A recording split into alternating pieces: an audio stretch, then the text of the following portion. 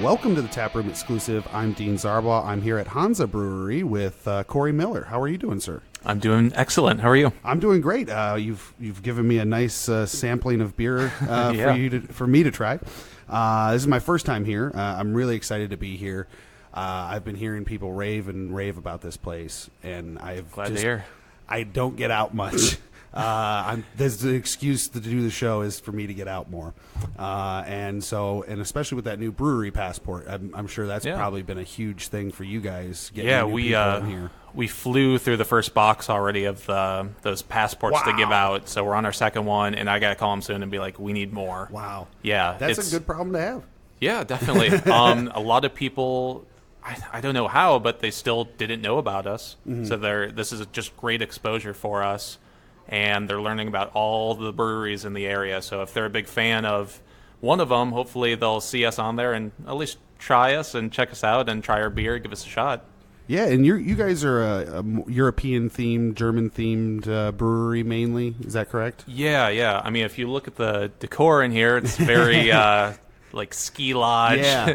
I love the interior in here. This is one of my favorite places. Just the decorations and everything. I had nothing to do with it, so I like bragging about it. I think they did a fantastic job. It looks gorgeous. The bar, it's got the natural bark siding. It looks amazing. So I love it in here. And what drew you to like the German side of beer, European side of beer? What was it about that style? So, well, let me styles. I should probably back up a little bit. Okay. I started home brewing, and then I got into a commercial brewery, which was Indigo Imp. Okay. And we brewed a lot of English-style beers, put them on cask, and we did a lot of open fermentation, did Belgian styles. Okay. Then I worked with Platform. We did a lot of American styles, I'd say, and some kettle sours. And then I met Boris through Dan Maltz at Portside. He knew I was looking for a job, and Boris is like, yeah, can you brew German beers? I was like, oh, yeah, totally. When really it wasn't my forte, I'd say. But I love drinking them. But being here and just sort of forcing myself to do it, it's worked out for me, and it's becoming more of my specialty, I'd say. Okay. We're doing the system's from Slovenia, and that's where Boris is from. So he met someone there that was selling the equipment from this brewery that lasted 4 years. I believe the brewery's called Pivovarna Karos. Okay. And the price was right, and he's like, you know what, I'm gonna pull the trigger and start this brewery. So the equipment's really made for those European style lagers. So it's lended itself towards that and worked really well. But yeah, I try and keep at least 50% of our beers on tap. That German style. Just and I don't see a lot of people in the area just honing in on those old school styles. They're doing a lot of newer beers, which is great, and I'll do that on occasion too. Mm-hmm. But I just want to have just like a Pilsner, something easy drinking, a Kolsch, so you could come in and just have a liter, and it's not going to be overwhelming with crazy flavors and stuff like that. It's just easy drinking, perfect for summertime. Yeah, and these have been so far what I've gotten to. I just had the FemDom Kolsch. And I've talked a lot about Kolsches on the show. I've been fortunate enough to have a couple breweries on the show that have done Kolsches. Mm-hmm. This is a fantastic Kolsch, and you were telling me it's an unfiltered Kolsch. Is that correct? Yeah, so it's like a Keller beer style as well. And so, how does that change the profile from let's say a Kolsch brewed differently? So Kolsch is very specific with its yeast. Mm-hmm. And when you filter it, you get rid of a lot of that character. So I think leaving it in helps it become more of a Kolsch, if you will. Even though in Köln, they typically filter it. Right. Most of them do, at least. I think this leaves some of that character in it. And I actually just had someone from Köln come in recently. They're like, this is more flavorful than what we typically have, which I appreciate. That's a good compliment. They were kind of like, yeah, I'm not crazy about all the beers over there because and you related it to like a Coors, and I'm just like, well, I'm glad you enjoy it. It might not be like, exactly how the beers are made there, but it's my version, and I think leaving the yeast in has so much more depth to the character and has like a little fruitiness to it and leaves some of the hops. It's not stripping all of that character out. Yeah, and what was sticking to that German theme, was that mainly the inspiration behind doing a Kolsch? Exactly. So I sat down and was really thinking, like, what's the spectrum going to be with these core beers? And I want to have all German, but a wide variety. And having that one was it was a no-brainer. It was the first beer that I brewed here. I just wanted something, because a Pilsner, it's a lager and it takes a long time turnaround, but the Kolsch is ale yeast a little colder, so it's a little quicker. That way I could keep up with demand, which the summer's been crazy, so I'm thankful for that. Yeah. But having it be ale yeast, and it just seemed to go well as one of our year-round beers. Light, easy drinking German beer, and then of our other core beers include our Black Flag Schwarzbier, so that's a dark German lager, and then we have the BS IPA, which is a German IPA. I don't know if that exists anywhere else, but it was like, I need an IPA and I want all German beer, so I'm like, you know what, I'm going to use these newer German hop varieties. There's Hallertau Blanc, Mandarina Bavaria, and Whole Melon, and I figured using all those hops could make it a German IPA, and they were bred to compete with the American hops, and it's got so much interesting characters coming through in it, and I thought that'd be fun to add diversity to our year-round lineup as well, but keep it German. And not a lot of people are really focusing on these kinds of styles, and it sets you apart. It gives you a place. People are like, I'm in the mood for a Schwarzbier or something. There's not a ton of places around here making them. So it makes them have to come out to you, Exactly. And that, I bet that's a really good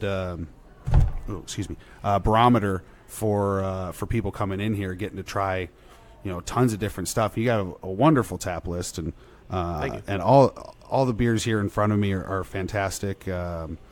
What inspired you to actually sit down and homebrew?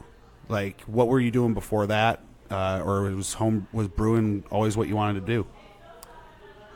It wasn't always in my mind. I went to college and I went for music. Okay. One of my buddies in the program, he homebrewed with his father, and I was just getting into craft beer at the time.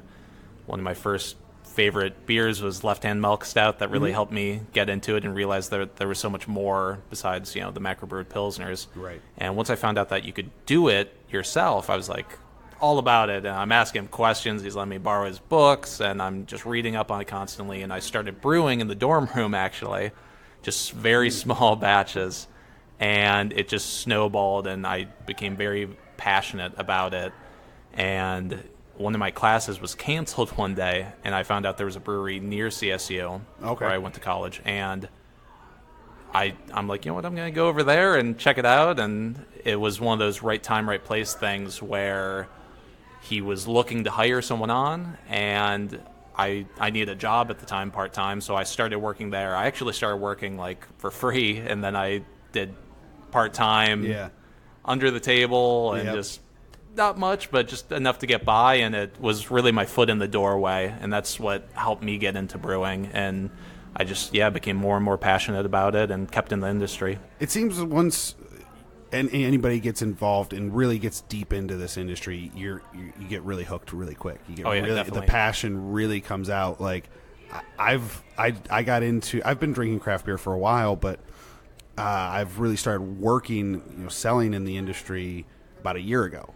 Okay. And ever since then, I've been like, where can I take like a class to be a Cicerone? Like how can I? Always trying to to improve and learn. I think that's a great thing that this industry offers, is a way for people to really.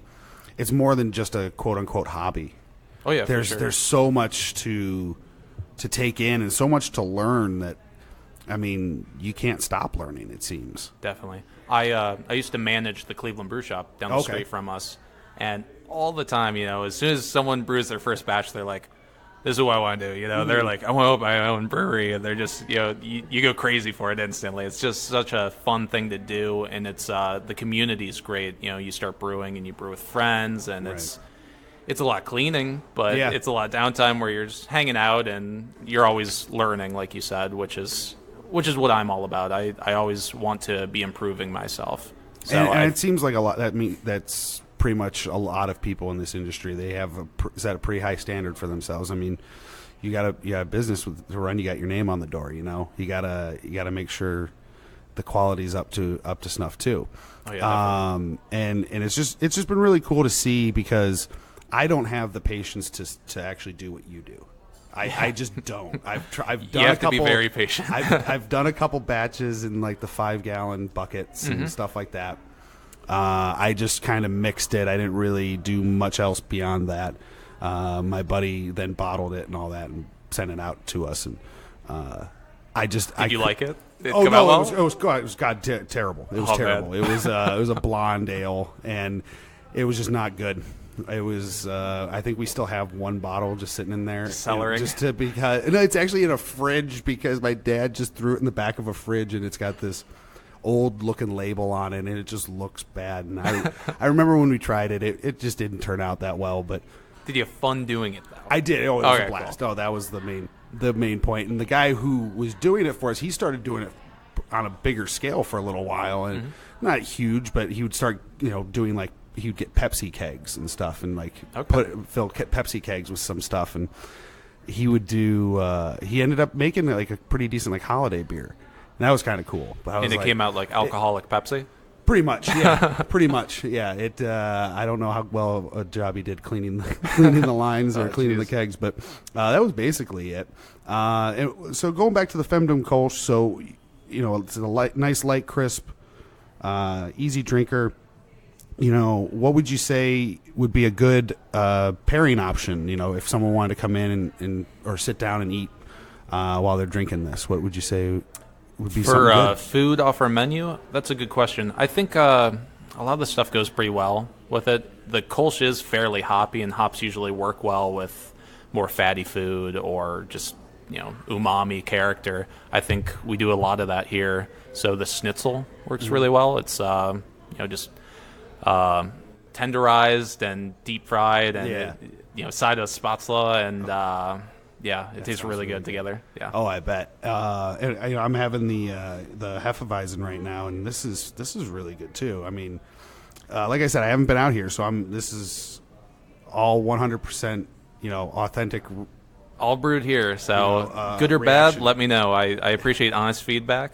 I want people to know who I am, and feel free coming up to me at the bar and giving me feedback and seeing what's going on in my life and talking to them too. I found, and correct me if I'm wrong, I totally could be, a lot of American wheats focus more with the hop, and German styles go more towards the yeast again, like the true European style. Yeah, is that a true? I'd agree. Yeah.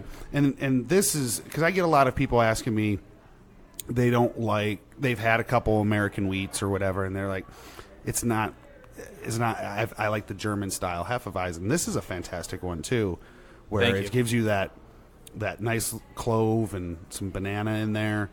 I have to say, it's one of the beers previously where I'd look at it and I'd be like, it's kind of my weakest beer right now. I'm just, a lot of these beers I've honed in where I'm like, I'm happy with it. I'm loving how this is tasting. This is the latest batch of it. I'm much happier with it now, but it's one of those, like, it's been my white whale where I'm just trying to hone in on it and get it right. And I think I'm going to make a few more tweaks, but it's near where I want it to be. What would have been some of the challenges with it, if you don't mind? Well, you have to think yeast is a microorganism that acts on its own, and sometimes, as a brewer, you nurture it the best you can and try and get it to produce flavors that you want it to, but sometimes it doesn't. So it's been just tricky getting it where I want it, and I've switched up the mash procedure and some of the grain and percentages, and I even changed the yeast a few times, but I think this has been the closest to where I want it to be. A few more tweaks, and I think it's going to be spot on, so I'm happy about it. I think that's kind of some of the fun in it too, is the evolution of your own beers and seeing where it started off. It might not. You might think maybe it's drain worthy, and then it ends up being something that's really good. So sometimes a beer that I don't like, people love, and it kills me. But I'm just like, you know what? It's people like it. It's selling, okay. But It's bringing them in. Well, let it slide. Yeah, so it's about that interaction with the Right. customer who's coming in, and you want to see what they like. And you know, I have my own personal preference, but that's only me. So Right. I'm brewing for other people, so I have to take them into account. That's why I always want honest feedback. But it's nice because we have a mug club, and they're just super loyal customers, and they're great people. And you know, just talking to them because they're in here all the time. They're seeing the evolution of all Yeah. these beers and when it's a new batch and all that stuff, and they're telling me, which I appreciate. And they're really digging this Hefe right now. Nice. That's awesome. Before we head out for our first part here, anything else you wanted to get out about the FemDom Kolsch or the Hefeweizen before we head out? Not too much. We've won several awards for the FemDom Kolsch, which I'm really happy about. We got a bronze at the U.S. Open, which is a huge competition, That's over awesome. 6,000 entries. So I'm really happy about that and how it's been doing. I get a triple batch this next week, so we're just flying through it right now, which is awesome. That's great. That's awesome. Get down to Hansa Brewery, try the FemDom Kolsch, try the Hefeweizen, try everything. And tune in next week as we go over another beer here at Hansa. Have a good one, everybody.